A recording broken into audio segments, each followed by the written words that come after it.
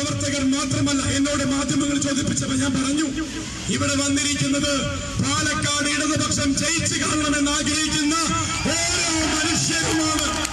കക്ഷി രാഷ്ട്രീയത്തിനും അപ്പുറം സാധാരണ പാലക്കാടുകാരാണ് ഇടതുപക്ഷത്തിന്റെ ഈ മഹാജനപ്രവാഹത്തിന്റെ കൂടെ ഇവിടേക്ക് ഒഴുകിയെത്തിയത്. ഇതാണ് സാക്ഷ്യം, പാലക്കാടിന്റെ സാക്ഷ്യം.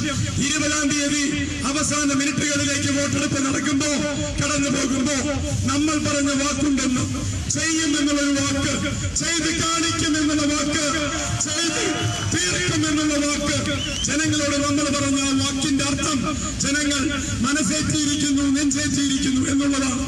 അവർ ചെയ്യാനുള്ള ആ ഒരു വോട്ട്, ആ വോട്ട് ഇടതുപക്ഷ ജനാധിപത്യ മുന്നണിക്ക് അതിന്റെ സ്ഥാനാർത്ഥിയായിട്ടുള്ള ഡോക്ടർ പി സാറിൽ നിന്നുള്ള ഈ എളിയവനും ഡോക്ടർ കഴുത്തിൽ തൂക്കുന്ന കുഴൽ എന്ന സദസ്വരൂപ ചിഹ്നത്തിൽ KL 9 അത് പാലക്കാടാണെങ്കിൽ 9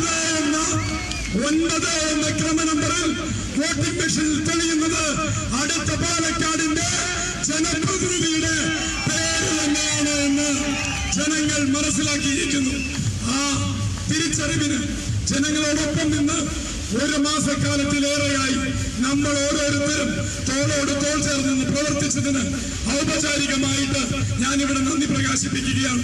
ഒരുപാട് മനുഷ്യർ അനൗൺസ്മെന്റ് വാഹനങ്ങൾ മുതൽ മാധ്യമ പ്രവർത്തകർ വരെ, ക്യാമറമാൻ മുതൽ വണ്ടി ഓടിക്കുന്നവർ വരെ, ജനറേറ്റർ സെറ്റും മൈക്ക് സെറ്റും അടക്കം തന്നവർ വരെ ഓരോ മനുഷ്യനും ഈ ഇലക്ഷൻ പ്രചരണത്തിലേക്ക് അവരുടെ പങ്കുവഹിച്ചതിന് ഇവിടെ വലിയ മനസ്സോടുകൂടി സ്മരിക്കുകയാണ്.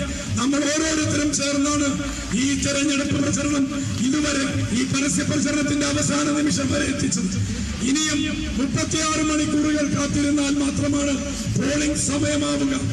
36 മണിക്കൂറിനുള്ളിൽ നമുക്ക് ചെയ്യാനുള്ളതെല്ലാം ചെയ്യാൻ, വീണ്ടും വീണ്ടും ഓരോ വോട്ടർമാരെയും ചേർത്ത് പിടിക്കാൻ, ചേർത്ത് നിർത്തലിന്റെ ഇടത് രാഷ്ട്രീയമാണ് ശരിയെന്ന് പാലക്കാട് പറയുന്നത് വരെ അതിനോടൊപ്പം നിന്ന് പൊരുതാൻ, പ്രവർത്തിക്കാൻ ഓരോരുത്തരോടും അഭ്യർത്ഥിച്ചുകൊണ്ട് നിർത്തുന്നു.